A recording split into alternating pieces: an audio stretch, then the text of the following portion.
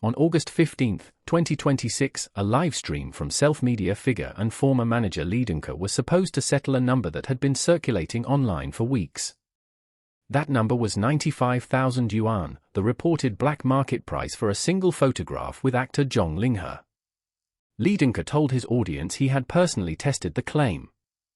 At a fashion magazine event, he said, he walked a group of internet-famous friends up to Zhang Linghe's team and asked for a photo together. The request, he said, was declined politely and immediately.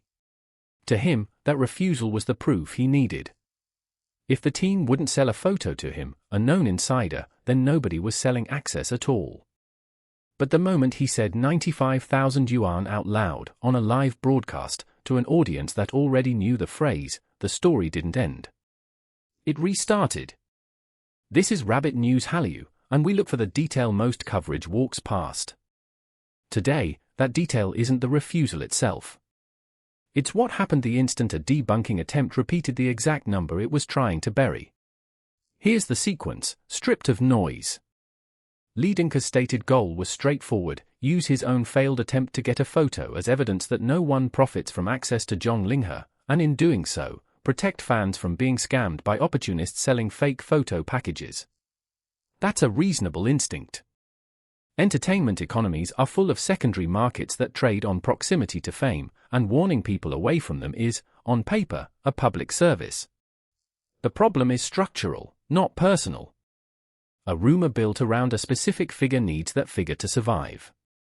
Every retelling, even a corrective one, puts the number back into circulation. Within hours, 95,000 yuan for a photo with Zhang Linghe was trending again, not because Linghe had confirmed it was real, but because he had said it clearly enough for it to spread on its own terms, detached from his original intent. That's the anomaly worth sitting with. A clarification and a rumor can use the exact same sentence. On a platform like Weibo, where trending topics are ranked by volume rather than by intent, that overlap is not a small technicality. A hot search algorithm doesn't distinguish between people typing 95,000 yuan to mock the scam and people typing it because they believe it. It only counts the repetitions. Linghe's live stream, whatever his motive, functioned as a fresh injection of exactly the search term the rumor needed to climb back up the charts. The clarification and the rumor weren't just similar in wording. On the metric that actually decides visibility, they were identical. To understand why this particular number caught fire, it helps to look at where it came from. According to the account circulating alongside Linghe's live stream, brokers and scalpers had reportedly been charging around 40,000 yuan for a photo opportunity with Zhang Linghe before his most recent drama became a hit. After the show's success, that price reportedly more than doubled. Neither figure has ever come from Zhang Linghe's studio. There is no official paid photo service, no listed rate card, nothing resembling a sanctioned transaction. What's being priced isn't a product the studio is selling, it's proximity that a third party is inventing a market for. That distinction matters more than it might first appear. When a number like 95,000 yuan gets attached to a celebrity's name, it's easy to read it as evidence of that celebrity's commercial value. In a narrow sense, it is. Prices like this typically appear around artists whose visibility has just jumped, which lines up with what happened to Zhang Linghe's public profile after his drama aired. But the number is also evidence of something else entirely, an unregulated secondary market that exists specifically because there's no official channel to compete with it. Fans describe him showing up to public events and taking photos with people who ask, at no cost, whenever time allows. That's the legitimate version of access. The 95,000 yuan figure is the black market shadow of it, invented by people who don't work for him and don't answer to him. Linghe's mistake wasn't warning people about that shadow market. It was assuming that saying the price out loud, even critically, wouldn't feed it. In practice, entertainment rumors don't require belief to spread. They require repetition. A live stream audience doesn't necessarily register the nuance between "I'm telling you this price is fake" and "this price exists." What travels is the number, not the argument around it. There's also a quieter risk in how a story like this travels once it leaves its original context. A number stated on a niche live stream can be clipped, reposted, and recirculated without the surrounding explanation attached to it at all. By the time it reaches a viewer several shares downstream, 95,000 yuan may arrive with no trace of Li Dingke's original framing, just the price, presented as if it were simply a known fact about Zhang Linghe. That's how unverified figures start to calcify into background knowledge, repeated by people who never saw the original live stream and have no idea the number came from an attempt to disprove it. The backlash that followed illustrates the same dynamic from another angle. Some fans accused Li Dingke of having ulterior motives, framing his story as aligned with a rival camp rather than as a genuine attempt to protect the fan base. Li Dingke pushed back, saying his intentions were being misread, and reportedly considered addressing the criticism directly on his main account. Whether or not his motives were exactly what he claimed, the reaction itself says something worth noting. In this specific case, even a story framed as protective got absorbed into the same fandom conflict it was trying to diffuse. That's not proof of how every celebrity-adjacent rumor gets handled, it's one instance of a pattern that shows up often enough in fan-facing media to be recognizable. Step back from the individual live stream, and a second, quieter story becomes visible. Zhang Linghe's actual, verifiable commercial footprint looks nothing like a black market photo scheme.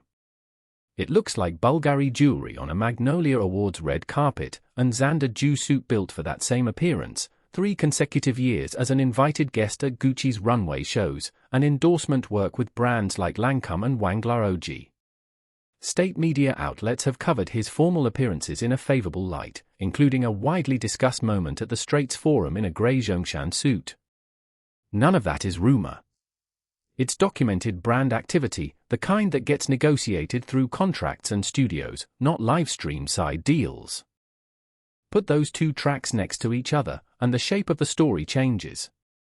One track is official, real brands, real contracts, a rising actor whose formal wear appearances are treated as newsworthy by major outlets.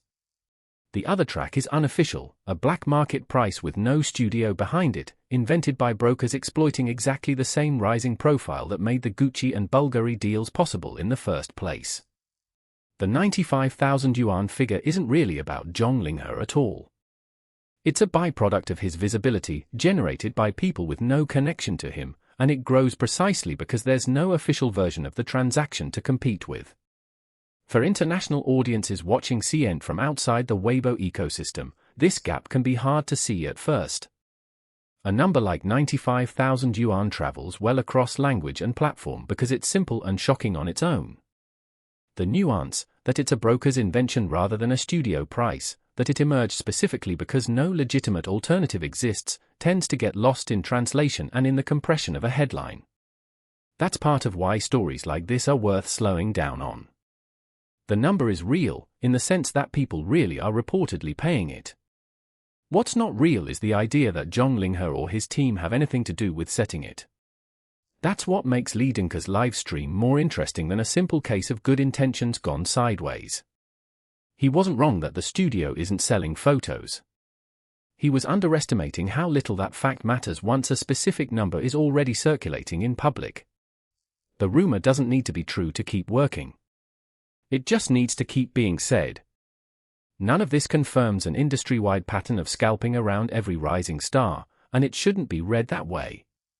What it does show, in this one documented case, is how a celebrity's growing commercial value can generate two separate economies at the same time, one built on brand deals and studio approval, the other built on nothing but demand and a rumor's own momentum. The second one doesn't need to be endorsed to survive. It just needs someone, even someone trying to shut it down, to say the number where people are listening. If you like entertainment stories that go beyond the headline, the kind that look for the quiet signals most coverage misses, Rabbit News Hallyu was built for exactly that. Subscribe if you want analysis, not just updates.